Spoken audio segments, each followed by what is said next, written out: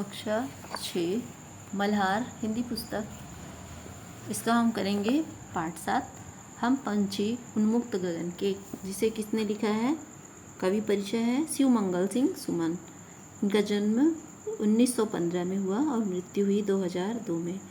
ये प्रसिद्ध कवि और शिक्षाविद भी रहे हैं और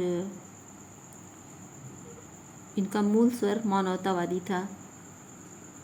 तो जैसा कि इनका जन्म 1915 में हुआ है, आज़ादी से पूर्व जब भारत हमारा गुलामी की जंजीरों में जकड़ा हुआ था, तो ठीक जैसे इस पिंजरे में पक्षी है कैद, वैसा ही भारतीयों का जीवन हुआ करता था। तो इन्हीं जो गुलामी की जंजीरों में जकड़े हुए थे, तो इस पक्षी की भी वही दशा है।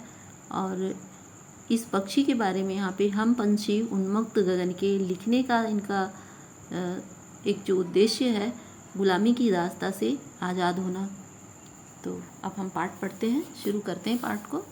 हम पंछी उन्मुक्त गगन के, जैसा कि ये पेड़ पे आज़ाद एक पक्षी बैठा हुआ है और ये पिंजरे में अक्सर पक्षी होते हैं तो चहचहाना, फड़फड़ाना ये सब करते हैं। किस लिए करते हैं? ताकि हम खुले में उड़ जाएं। तो हर कोई आज़ादी चाहता है, चाहे वो इंसान हो या पक्षी हो। हम पंछी उन्मुक्त गगन के, पिंजर बंद न रह पाएंगे, कनक तीलियों से टकराकर पुलकित पंख टूट जाएंगे। एक पक्षी क्या चाहता है कि खुले आसमान में मैं घूमूं, पिंजर बंद मतलब पिंजरे में बंद मैं नहीं रह पाऊंगा, हम नहीं रह पाएंगे। कनक सोना, सोने की अगर तीली हो किसमें? पिंजरे में, तो भी हमारे जो पुलकित नए नए कोमल पंख हैं वो कैसे होंगे? टूट जाएंगे। हम बहता जल पीने वाले मर जाएंगे भूखे प्यासे, कहीं भली है कटुक निबोरी, कनक कटोरी की मैदासी। हम बहता जल पीने वाले और हम भूखे प्यासे मर जाएंगे। कैसे मर जाएंगे? इस पिंजरे में बंद होकर। कहीं भली है कटुक निबोरी, निबोली नीम का जो फल होता है, वो कड़वी निबोली खाकर भी हम रह जाएंगे। लेकिन कनक कटोरी, सोने की कटोरी में अगर मैदा भरा हो तो भी हमें वो प्यारा नहीं है। स्वर्ण श्रृंखला के बंधन में अपनी गति उड़ान सब भूले, बस सपनों में देख रहे हैं तरु की फुनगी पर के झूले। स्वर्ण श्रृंखला के बंधन में, सोने की जो ये पिंजरे हैं, इसके बंधन में हम उड़ना और दूर दूर तक उड़ान भरना, हम सब चीज़ भूल जा रहे हैं। बस सपने में ही ये सब अब हम महसूस कर रहे हैं। क्या महसूस और कर रहे हैं? तरु, पेड़ों की नई नई जो कोपले हैं उन पर झूलना। ऐसे थे अरमान के उड़ते, नील गगन की सीमा पाने, लाल किरण की सी चोंच खोल, चुगते तारक अनार के दाने। पक्षी जो नासमझ होते हैं, जब सवेरा होता है और सूर्य का रंग कैसा दिखता है? बिल्कुल लाल, जैसे अनार के दाने जैसा। तो पक्षी क्या सोचता है कि मैं उड़ के उसे चुग लूँ।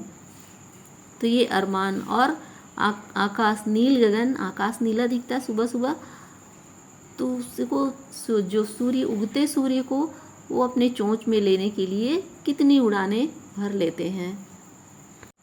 वो सारी चीज़ें अब वो भूल चुके हैं।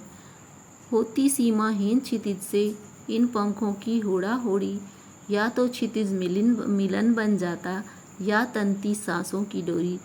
अब पक्षी अपना एहसास बता रहा है कि सीमाहीन क्षितिज, हमारा आसमान, धरती, आकाश दूर दूर तक फैला है, जिसकी कोई सीमा ही नहीं है, अंत ही नहीं है।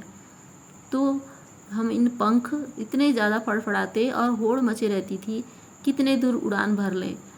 और जहाँ पे धरती और आकाश मिलते हैं, क्षितिज, वह हम वहाँ पे जाके हम मिलते। कहाँ पे मिलती है? हर किसी के मन में जिज्ञासा होती है कि आकाश और धरती मिलते कहाँ हैं। तो इन पक्षियों को भी यही सोचना था कि कहाँ पे हम मिलते, जहाँ पे धरती और आकाश मिलते हम उसे देखते। अगर नहीं भी देख पाते तो हमारी सांसों की डोर थम जाती, और जब तक नहीं थमती हम उड़ान भरते ही रहते। नीड़ न दो चाहे टहनी का, आश्रय छिन्न भिन्न कर डालो, लेकिन पंख दिए हैं तो आकुल उड़ान में विध न डालो। कि मनुष्य आजकल लगातार पेड़ काटते जा रहे हैं, पेड़ तो लगा नहीं रहे हैं, सारे जंगल नष्ट करते जा रहे हैं। तो पक्षी भी क्या कह रहा है, नीड न दो। नीड इनके जो होते हैं घोंसले कहाँ बनते हैं, पेड़ों पे बनते हैं, तो मत दो। और चाहे टहनी का आश्रय ही छिन्न भिन्न कर डालो, टहनियों पे इनका होता है आश्रय घोंसला, लेकिन भगवान ने तो पंख दिए हैं, तो इन उड़ानों में तो अब विघ्न बाधा ना डालो। तो मनुष्य भी यही चाहता है कि हम, जब आज़ादी से पहले का है ना ये, तो हमें आज़ाद रहने दो, हमें भी जीने का हक है।